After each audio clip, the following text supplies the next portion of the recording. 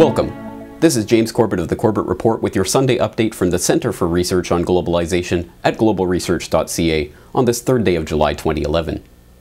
And now for the real news. A series of disasters, potential disasters, bad news, and worrying studies over the course of the past week have brought public attention back to the issue of radiation and its attendant health risks, and further exposed how governmental agencies that are supposed to protect the public have in fact knowingly put the public at risk and even colluded with the very industries they are supposed to be regulating. Last Sunday, a wildfire started in New Mexico that grew to a 162 square mile inferno and came within 50 feet of the grounds of the Los Alamos National Laboratory that was the birthplace of the atomic bomb. The site is an historical testing ground for nuclear weapons and a storage area for about 20,000 barrels of nuclear waste.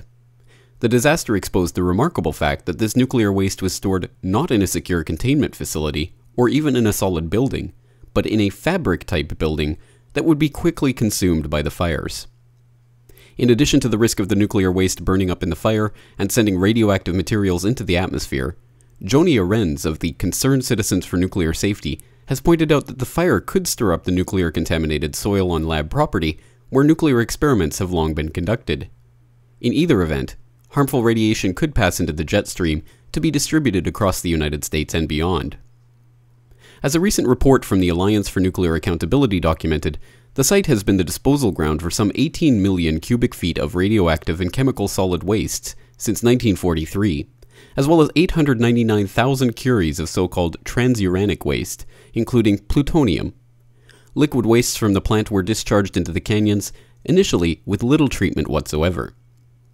Winds have now shifted the fire away from the facility, and initial air samples from the inferno have indicated there has been so far no catastrophic release of radiation in the area, but it is unclear why no basic precautions were in place to secure the nuclear waste at the facility prior to the fire, or what such measures, if any, are being contemplated in the wake of this emergency. Also last Sunday, floodwaters from the Missouri River reached the containment buildings of the Fort Calhoun nuclear station. A levee protecting the site's electrical transformers gave way, and the plant was forced to switch on emergency generators in order to continue cooling the nuclear reactor. Although officials are maintaining that the plant is still functioning and is not in meltdown, the incident has raised serious questions about the facility and its preparedness for just such an event. Just last October, nuclear regulators warned that the Fort Calhoun plant failed to maintain procedures for combating a significant flood.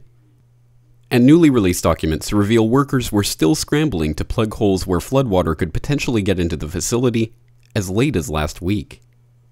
It is unclear what, if any, punitive actions the plant's operator will face for their negligence, or if the Nuclear Regulatory Commission is even concerned. Commission Director Gregory Jaczko said last week that all the plants in the U.S. have been designed to deal with, historically, the largest possible floods, seeming to imply that the Fort Calhoun situation was not dangerous by definition, and that the NRC had full faith in the plant, despite its documented safety violations. This is in line with an AP investigation last month that found that American federal nuclear regulators have been working with the nuclear industry to ensure that reactors passed safety inspections by repeatedly lowering safety standards for the plants or failing to enforce existing standards. The investigation showed that a myriad of documented problems at nuclear power plants across the country, from failed cables and busted seals to broken nozzles, dented containers, and rusty pipes, were routinely resolved by claiming that existing safety standards were too conservative. When valves were found to be leaking, for instance, the standards were simply changed to allow for more leakage, in some cases 20 times the original limit. Meanwhile in Japan, where 3 of the reactors at the troubled Fukushima Daiichi nuclear plant have been confirmed to have been in full meltdown since the very first days of the tsunami-induced disaster, the first series of health checks of area residents are already revealing surprising and troubling results about radiation exposure in the area.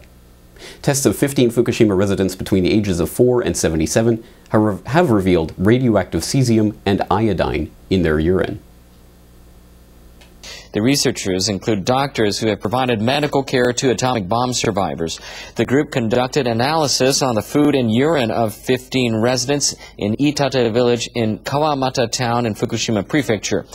These areas are about 40 kilometers from the Fukushima Daiichi nuclear power plant. They estimate that residents have been internally exposed to up to 3.2 millisieverts in the 2 months since the Fukushima accident. Radioactive substances accumulate much more by eating or drinking rather than inhaling.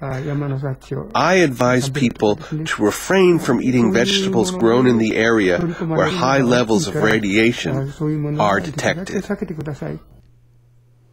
The tests also indicate that residents have been exposed to between 1/5 to 3/4 of their yearly allowable radiation dose in just 2 months.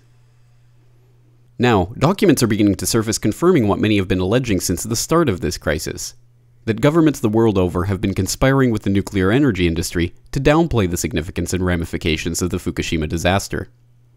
Just last week, emails released under the Freedom of Information Act show how the Departments of Business and Energy in the UK government were coordinating their response to the Japanese disaster with companies like EDF Energy, Areva, and Westinghouse to ensure the accident did not interfere with plans to build a new generation of nuclear power plants in Britain. The emails reveal how the Department of Business, Innovation and Skills was emailing the nuclear firms on the 13th of March as the crisis was still unfolding to assure them that radiation released has been controlled, the reactor has been protected. A surprisingly definitive description of the events at Fukushima that have now been shown to have been categorically wrong, as Reactor 1 had in fact melted down in the first 16 hours of the disaster, with 2 and 3 also melting down in the following days. The emails also show how the BIS intimated that comments from the nuclear industry would be worked into the department's briefs to ministers and government statements. We need to all be working from the same material to get the message through to the media and the public. In other radiation-related news, an entirely different set of emails among government officials obtained under the Freedom of Information Act last week revealed that the National Institute of Standards and Technology, the very same organization that has refused to release the data that its model for the collapse of World Trade Center 7 was based on because it would jeopardize public safety, has accused the Department of Homeland Security of lying about its findings on the safety of the full-body scanners being used in airport screenings by the TSA.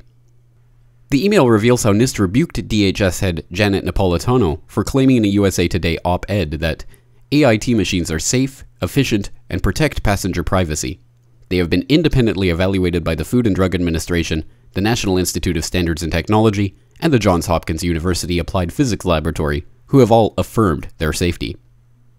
According to the email, however, NIST was angry at this mischaracterization of their work, pointing out that NIST does not do product testing, and NIST did not test AIT machines for safety.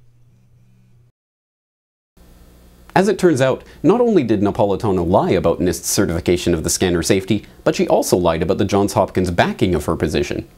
An internal document produced by Johns Hopkins for the DHS shows that far from affirming the safety of the technology, the university in fact warned that the scanners as designed produces an area around the machine that exceeds the general public dose limit for radiation exposure.